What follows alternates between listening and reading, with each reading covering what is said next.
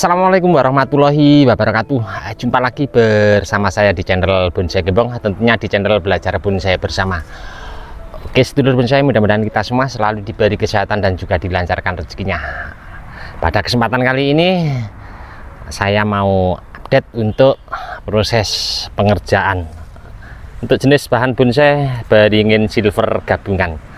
Sedikit mau kelas balik untuk bahan ini ya. Ini dari awal saya berproses sudah saya update, ini dia.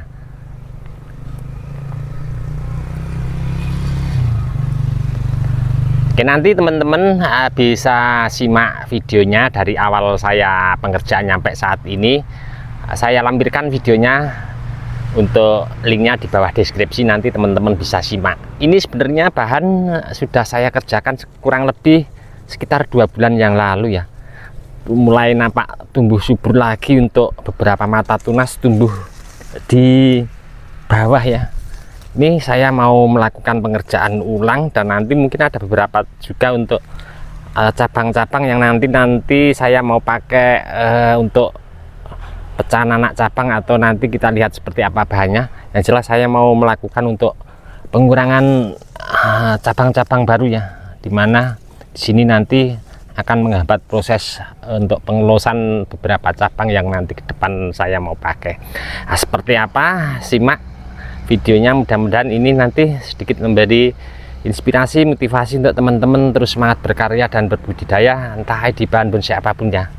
Oke, langsung saja kita mendekat ke bahannya. Nanti seperti apa akan saya kerjakan secara perlahan.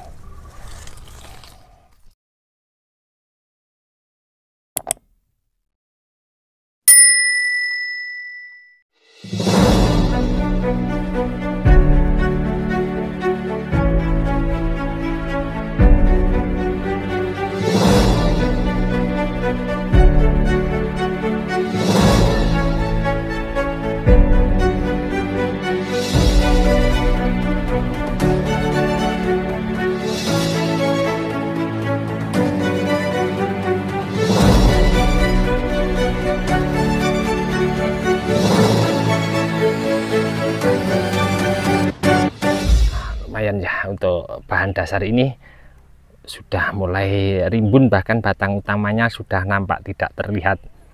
Dan satu alasan biasanya teman-teman kalau mengerjakan pohon biasanya tidak disiram dulu ya untuk media tanam. Ini kenapa saya punya alasan saya siram dulu, karena tadi banyak rumput, biar kita mempermudah dimana kita mencabut rumput biar akarnya ikut keluar ya tentunya. Oke, saya akan mulai dari nampak sini dulu, karena untuk nampak mukanya ke depan dari sini akan saya lakukan pengurangan beberapa cabang yang tidak terpakai ya.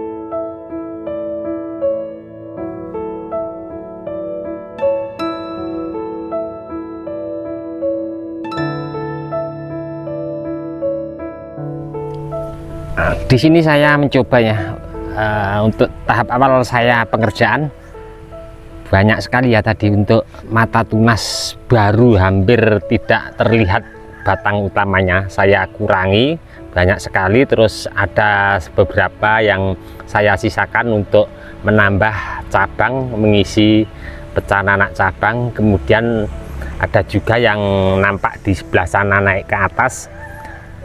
Saya membantu untuk menutup luka yang sangat lebar sekali. Untuk bahan dasar ini terkhususnya masih rongganya masih sangat lumayan lebar-lebar ya. Mungkin ini nanti ke depan dengan pengeluasan beberapa cabang dan treatment, mungkin kita mengeluarkan beberapa akar gantung dari cabang-cabang di atas, kita bisa lakukan untuk menutup. Bahkan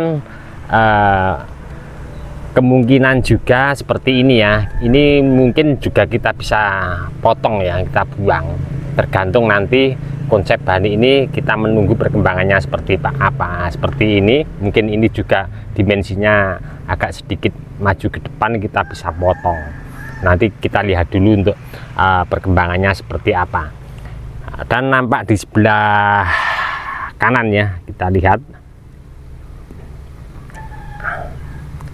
Di sini sudah nampak saya rapikan juga tadi, sedikit panjang sekian ya, berhubung ini tempelan juga dari budidaya cangkok.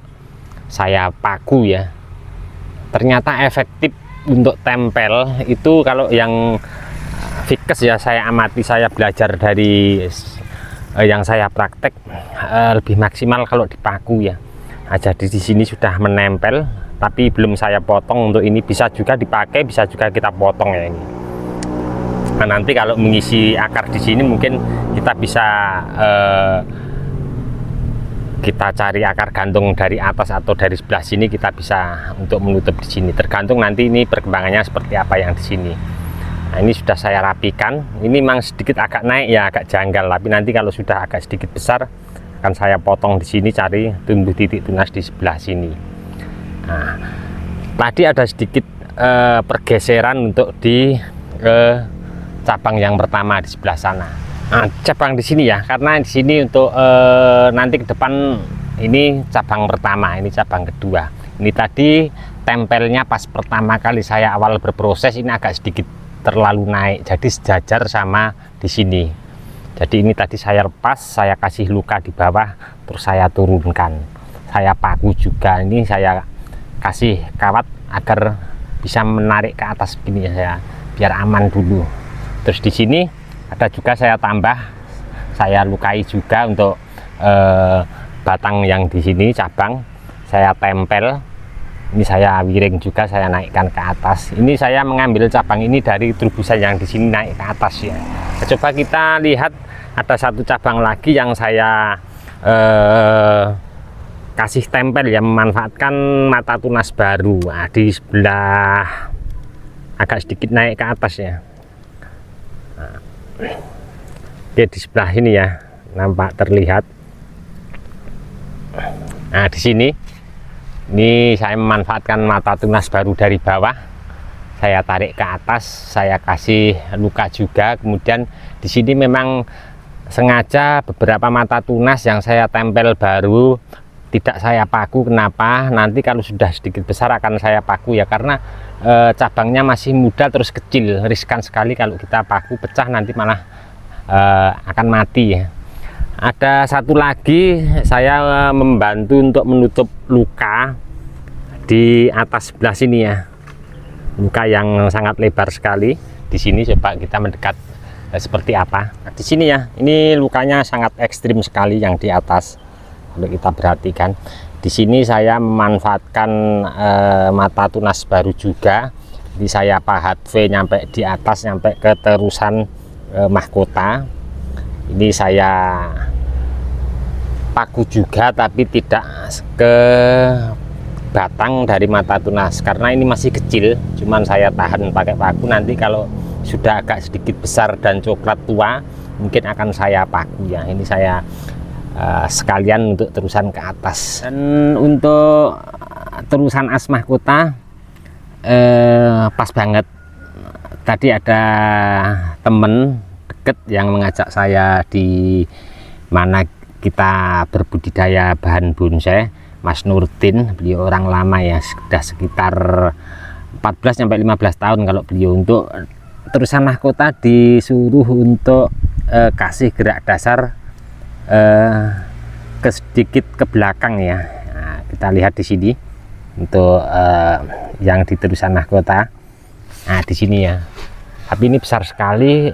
Kalau saya kasih kawat ukurannya mungkin besar ya. Saya tarik pakai tali rapiah. Oke, kita coba lihat. Masih ada PR yang sangat berat untuk bahan ini tentunya. Coba kita lihat dari nampak belakang seperti apa. Nah, ini PR yang sangat lumayan. Nanti ke depan mungkin saya harus cari cangkuan yang sebesar sekian ya, untuk menutup rongga yang sangat lebar ini. Nah, dan tidak menutup kemungkinan nanti kita untuk penutupan rongga-rongga beberapa dari nampak depan sana dan beberapa yang terlihat di sini, nanti kita bisa dengan cara, dan kita harus banyak mencoba ya. Coba kita nanti ke depan, saya juga mau praktek ya, nanti hasilnya seperti apa. Karena saya sendiri juga masih banyak belajar dari teman-teman yang lebih senior tentunya di seputaran Wonogiri dan Sukoharjo. Bahkan kita harus banyak belajar dari meniru di alam yang untuk jenis Ficus. Nah, jadi mungkin ke depan kalau sudah ini subur, kita bisa lakukan cangkok, tapi tidak kita potong karena kita pakai ya. Bisa kita sayat juga separuh, terus kita kasih air dari beberapa cabang di atas, entah itu dari as terusan mahkota atau beberapa cabang. Kita bisa mengeluarkan akar sulur gantung. Dan nanti kalau sudah akarnya keluar, kita bisa kasih media tanam nyampe di bawah ya, kasih kokopit. Kalau sudah besar kita bongkar sulurnya untuk menutup beberapa rongga. Ini juga sangat efektif ya, karena kalau saya sendiri belajar banyak sekali yang di alam ya tentunya. Untuk beberapa, kalau di Jawa banyak sekali pohon-pohon liar beringin yang jenis Ficus juga ya. Kalau beringin ya, beringin Jawa lokal itu banyak sekali akar-akar gantung yang dari atas itu turun ke bawah menempel ke batang utama, dan jadi lumayan sangat luar biasa bagus ya. Jadi untuk akar yang blimbing itu ternyata kalau saya amati dari beberapa akar gantung yang di atas turun ke bawah menempel ke batang utama dan turun mencari asupan nutrisi. Untuk pengerjaan bahan ini sebenarnya agak sedikit terlambat ya, mungkin karena waktu juga keadaannya. Nantikan terus untuk update seperti apa bahan bonsai beringin silver gabungan ini. Insya Allah ke depan akan selalu saya update untuk teman-teman. Untuk teman-teman yang selalu menyimak mensupport video saya ucapkan banyak-banyak terima kasih. Tidak bisa saya sebutkan satu persatu. Dan untuk teman-teman yang komen-komen di bawah deskripsi mungkin belum bisa saya tanggapi satu persatu, saya mohon maaf, mungkin karena waktu juga keadaan. Mudah-mudahan di video saya sebelumnya selalu memberi informasi, motivasi, semangat untuk teman-teman terus berkarya dan berbudidaya. Dari saya di channel Bonsai Gembong cukup sekian dulu. Salam satu hobi, salam budidaya. Assalamualaikum warahmatullahi wabarakatuh.